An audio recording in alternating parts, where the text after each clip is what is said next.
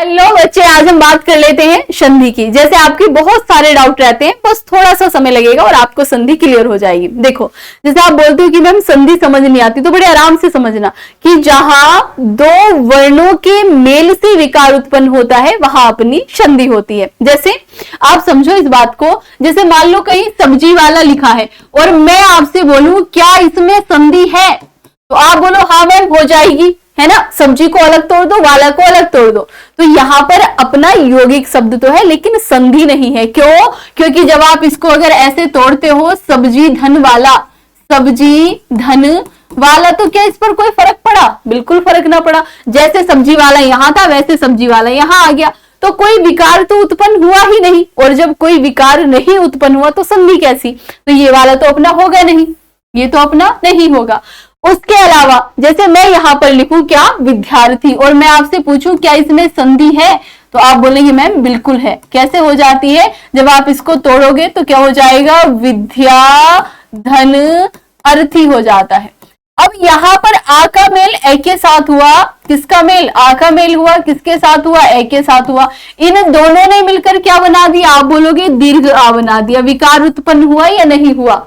है ना, तो यहां विकार उत्पन्न हुआ, तो ये कैसा हो जाता है? अपना संधि शब्द हो जाता है।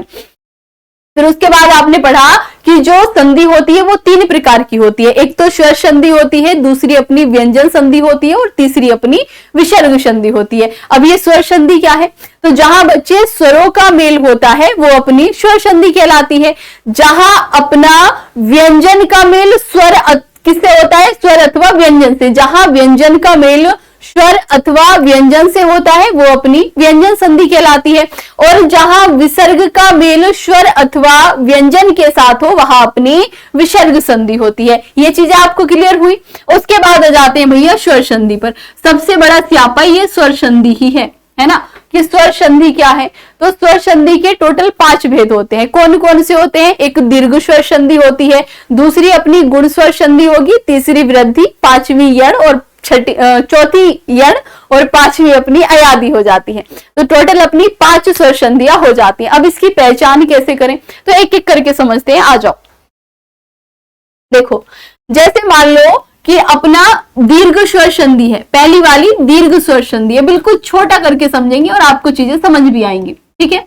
मैं बात करूं कि इसकी पहचान आप कैसे करोगे दीर्घ स्वर संधि की, तो सबसे आसान सा तरीका है, आपको इसमें क्या नजर आएगा?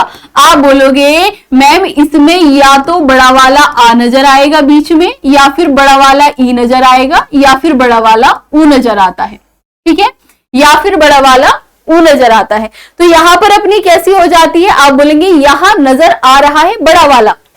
बड़ा वाला इसमें ए और ओ नहीं है, इस बात का ध्यान रखेंगे कि यहाँ जो दीर्घ स्वर नजर आएगा वो सजातीय नजर आएगा। अब सजातीय स्वर जानते हो ना, कि जो एक ही जैसे स्वरों के मेल से मिलकर बने होते हैं।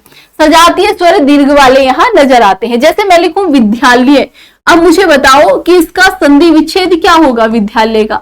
तो आप बोलेंगे मैम विद्या धन आल्य हो जाता है। विद्या धन आल्य हो जाएगा कि नहीं हो जाएगा? आप बोलेंगे मैम बिल्कुल हो जाता है। तो जब अपन आ का मेल आ से कराएंगे, किसका मेल? आ का मेल आ से, तो क्या बनेगा? यहाँ पर दीर्घा बनेगा। बना कि नहीं बना? आप बोलेंगे मैम बिल्कुल बना। तो जहां आपको बड़ा वाला आ दिखे, बड़ी वाली ई दिखे, या फिर आपको यहाँ पर बड़ा वाला ऊ दिखाई दे, तो आप समझ जाना कौन सी संधि है, वहां अपनी दीर्घ स्वर संधि होती है।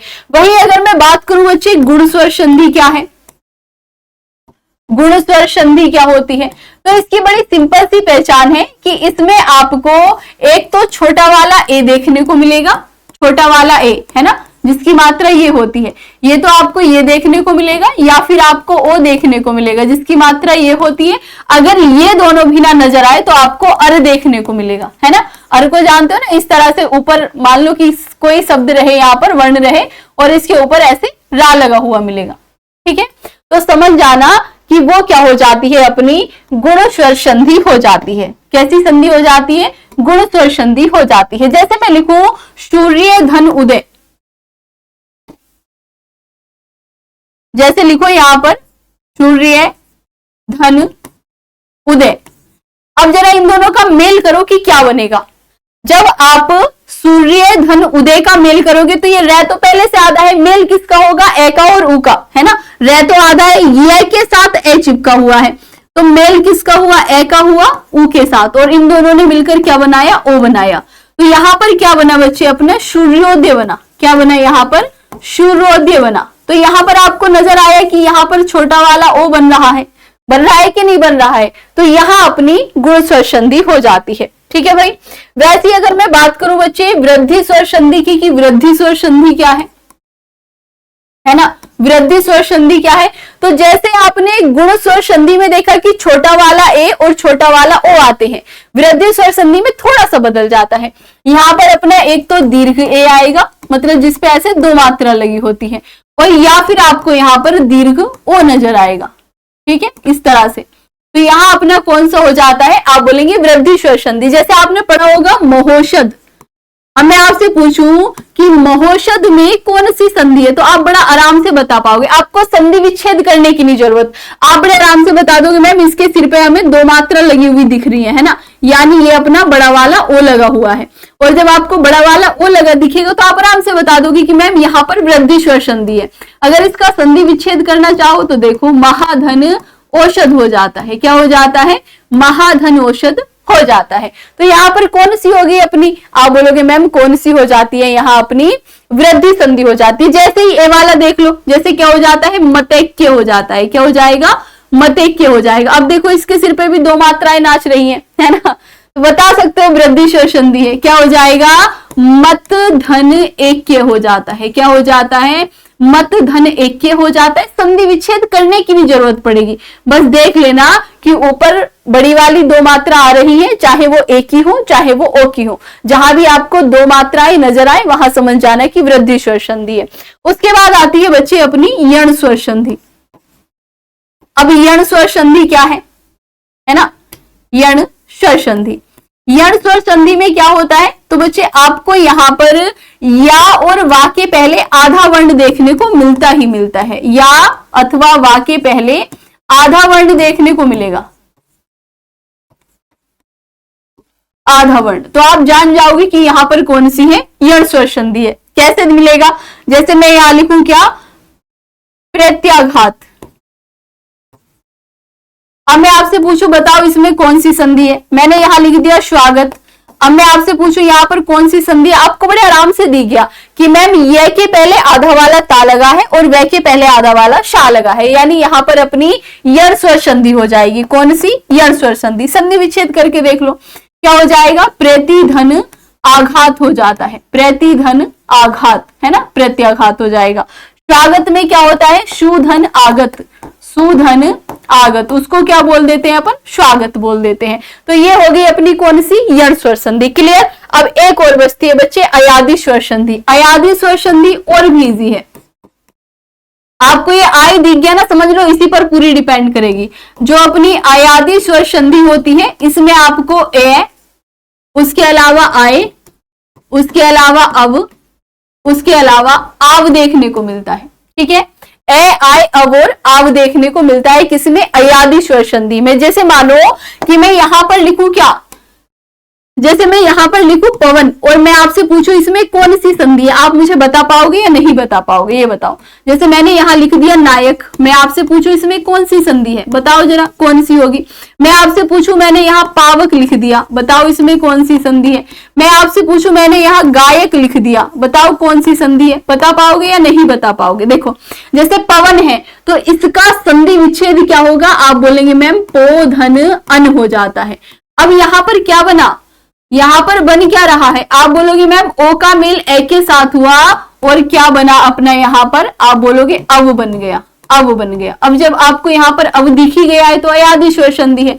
नायक का बनाओ तो आप बोलोगे मैम नए धन अक हो जाता है, नए धन अक क्या हो जाएगा, यहाँ पर आय बना तो उससे क्या बना अपना नायक बना। पावक का करो, वैसे पावक के में क्या होगा, पौ धन अक हो जाएगा, पौ धन अक, और यहाँ पर क्या बन गया, आव बन गया, तो ये अपना पावक हो गया। वैसे गायक का बना लो, क्या हो जाएगा, गए धन अक हो जाएगा, क्या हो जाएगा, गायक हो जाता है। यहां पर अपना क्या बना, आप बोलोगे मैम